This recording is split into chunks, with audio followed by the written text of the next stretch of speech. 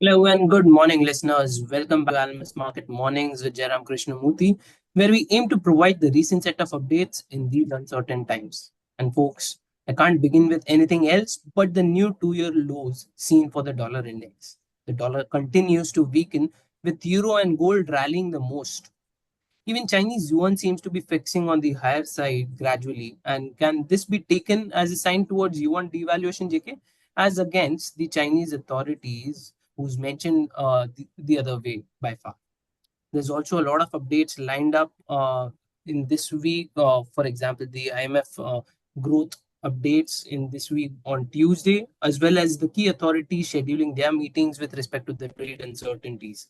So, Jacob, what should we be looking at in such market situations? Good morning, Shikhar. Yeah, we are starting after a long weekend. Of course, the long weekend continues for Europe and London also. So those markets are closed today for Easter Monday. So you will continue to have a slightly thin market, and thin market was one of the reasons the dollar index fall and the gold's rise has been somewhat exaggerated, although it is in line with the trend that has been there for a couple of months now. Still, I think there was no fresh trigger for a dollar index to come closer to 98, almost trading at 99.60 when it closed in New York on Thursday. And similarly for gold, we were below 3,300 on Thursday, and we are now closer to 3,400. So as I said, there's no fresh trigger. It's a trend continuation, and in a thin market, the moves have got exaggerated. Whether we will continue further and keep falling with the same momentum is something up for debate, because it does look extended. The dollar index as well as the gold's move look extended. But any reversal or even a decent correction could happen only with some sort of a development, fundamental development, like if there can be a better news on the tariff or a China-US trade talks, yeah, or, anything of that sort. You could see a sort of a reversal, not full reversal, but a corrective reversal is what I'm looking forward. But right now the news is not helping. The Trump's mention about the Fed not doing what they should be doing, in his view, about cutting rates, not and directly mentioning Powell in his statements is not helping the sentiment. That puts US in a poor light from the policy perspective.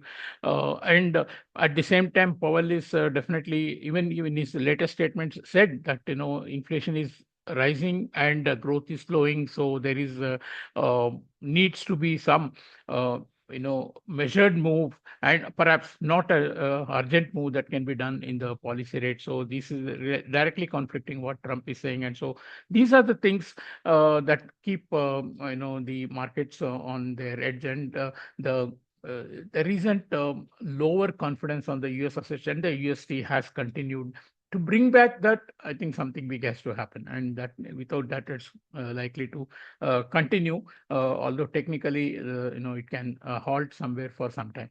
But on the economic news, on Thursday evening, we had the jobless claims once again coming lower, and this is quite contrary to what market has been expecting, the employment to fall and all that. But the claims are lower actually on the other side, and which means something it's become more whether it can be relied upon for general assessment of the employment situation is something that up for debate again.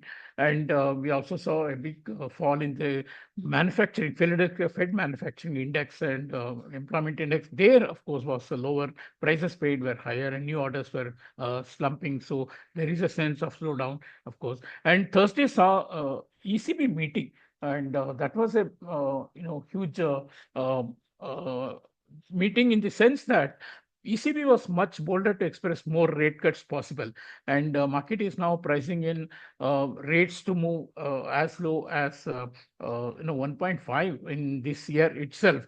And that's another reason why the euro's rise would be surprising many, because the differential with the US is already wide, and it's likely to get wider in the coming months. US is not going to cut rates anytime soon.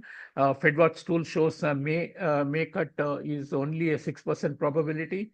and by December there could be 3 rate cuts only, whereas ECB already cut 7 times and 4 more rate cuts to take it to 1.5. So if you clearly see the rate differential, euro should not be where it is now, and so that I think market has its own narrative and the reasons for keeping the euro here. And yes, as I said, if the confidence returns to US stock bond market, and which is something that the US cannot sacrifice, because the bond market, unlike stocks, which can eventually reverse with companies doing well and all that, but the bond market, they cannot afford not to have foreigner investment and also the yields to rise. So I think this is some area where they will work on, and I feel personally that this confidence rebuilding exercise will happen in the coming days,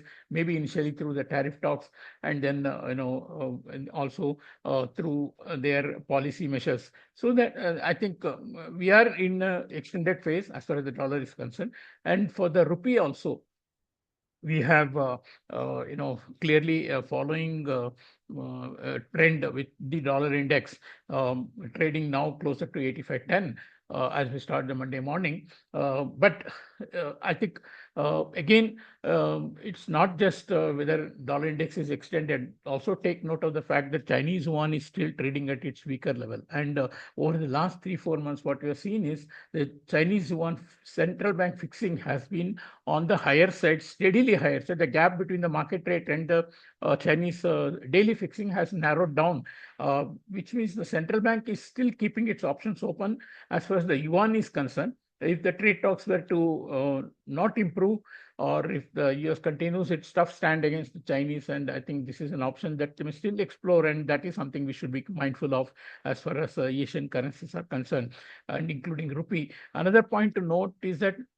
when if the Chinese, who are large producers of various commodities which is consumed by US, and if their exports to US get affected, it's very likely that they also start dumping their goods on other countries at a cheaper rate, and that could really lead to, as far as India is concerned, that could lead to worsening our trade balance. We already run a large deficit with China.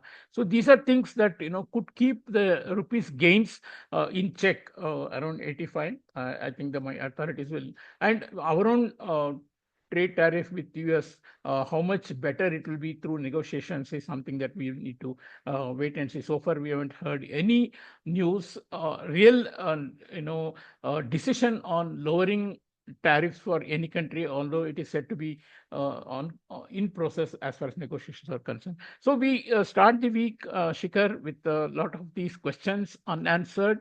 And dollar at its 2-year low in an extended decline. Whether these are going to reverse this week, as you said, IMF growth forecast, and then of course the PMIs this week will be the main focus. And apart from that, we don't have too many data. The only thing we can look forward to is what the US administration says on their negotiations, and also the policy matters, if any. Thank you. Okay, JK, that was really good. And yes, folks, we got to be following what the US administration is saying on these tariff fronts, but at the same time, there still remains a lot of questions unanswered. Yes, IMF will come up with their expectations of the growth on Tuesday, but there are also analysis which states that the expectations may not really match up with the actual numbers. At the other and yes, the long weekend continues for Europe and London, and which may have contributed to this new low seen in the dollar index, as DK mentioned, because of the thin markets, trend continuation, and no fresh triggers. And yes, the market do require a new trigger in the front of these tariffs, because the current set of uh, valuations of the levels for the currency may not really be in sync with the market.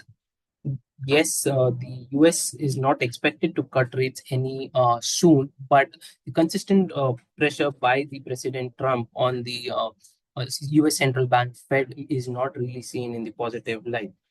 On the last Thursday, ECB also had its meeting where the market participants is now seen to be expecting 4 rate cuts for the next or the coming year, but or in this particular year, which is also on the three rate cut expectations for the Fed. So this particular rate differential is not sitting right with the current levels of Euro USD, and that's why there needs to be a clear or a very keen watch on the market updates right now. For the domestic front, Indian rupee is seem to be following the trend on the currencies, and or rather, we should say the trend of dollar index with the appreciation in the INR. But at the same time, the Chinese dumping and the gradual Chinese yuan devaluation can keep such currency strength in check. So that's it for today, folks. We shall come back again tomorrow with another round of updates. Stay tuned. Thank you so much for listening.